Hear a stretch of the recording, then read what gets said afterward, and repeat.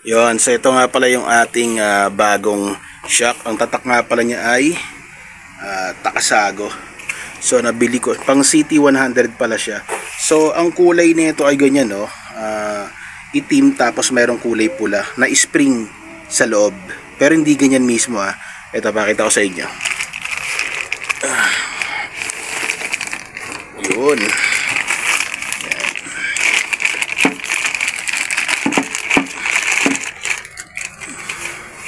Kasi ito yung pinaka budget meal na shock na kaya ko lang bilhin sa ngayon dahil nga sa wala pa tayong budget. So ayan siya. Okay, so ang tatak nito ay Takasago. Okay, tapos bumili rin pala ako ng bagong headlight niya dahil nga sa hindi ko alam kung okay ba to, kung malakas, pero nung tinesting naman siya, okay naman siya. So ayan, yan siya.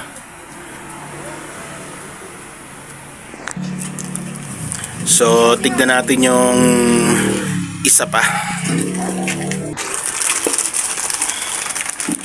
Yan.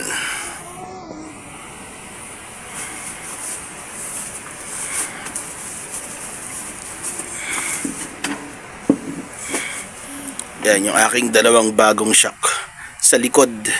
Pakikita ko sa inyo yung itsura ng shock ko kung bakit kailangan na siyang palitan.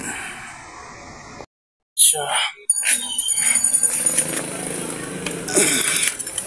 Balik ko. Ayan siya, yung aking shock na may scoliosis. Kabila. Makabit na siya. Ayan.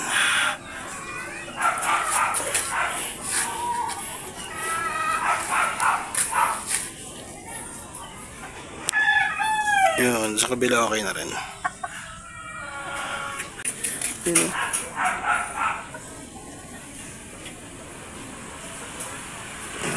Itong aking gulong, yung rim, tigas. Oh, tigas, oh, hindi maigalaw. Kumakapit yung preno. Yan, oh. Baka may mababait dyan na pwede mag-donate ng rim. Harap likod. Napakadungis kasi umuulan kahapon kaya hindi ko pa nalilinis. Sobrang dumi ni Biyaya. Tapos ang aking bar inside mirror Celioni. Yan. Okay, kabila.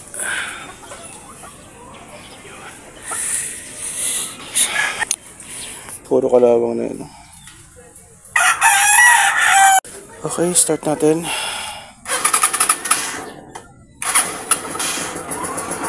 So kalimitan talaga siya, to click.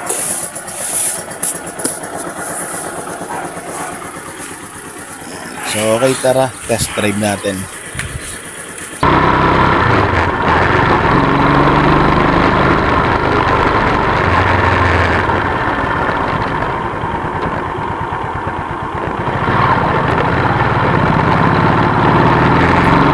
So base sa aking nararamdaman habang nakaupo ako dito sa sasakyan, sa aking motorsiklo, pag nasa hams ako, pagbagsak ng gulong, ang pakiramdam ko ay matigas. Pero dito sa video makikita nyo na medyo maganda rin pala yung play niya.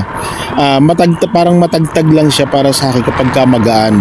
Pero nung nasubukan ko siya, nang mayroon ako angkas, nung inangkas ko yung anak ko at saka yung apo ko, maganda yung play niya. Kapag nare-reach niya siguro yung tamang timbang, para yung play niya is mas maging maganda. Pero pagka magaan lang talaga, solo ka, pag nasa hams ka or nalubak, doon mo siguro mararamdaman yung pagiging tagtag niya. Pero para sa akin okay na rin to kasi syempre mas okay to kapag lalo pag may angkas. Pero okay naman siya. Ang presyo nga pala nito is 890. Nabili ko siya sa SSL 888 Tansa branch. So ito ay kakabit na natin yung ating ilaw. Ano to? H6. Yan.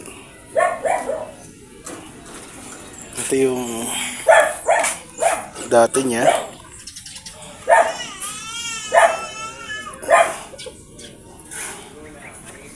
Pero okay pa yan hanggang yan. Okay pa. Kabit natin to. Ito nga pala yung ilaw ko bago ko ikabit, yung bago kong nabiling headlight. So yan ay ang aking headlight na dilaw at puti magkasama. So yun, try natin na ipakita ko naman sa inyo yung pagkakakabit ko ng bago kong headlight. Let's go! So try natin ang ilaw.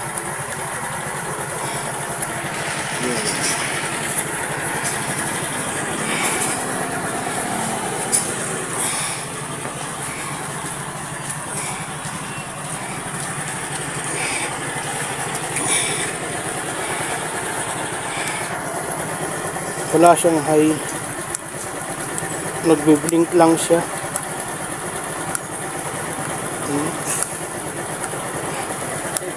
Wala.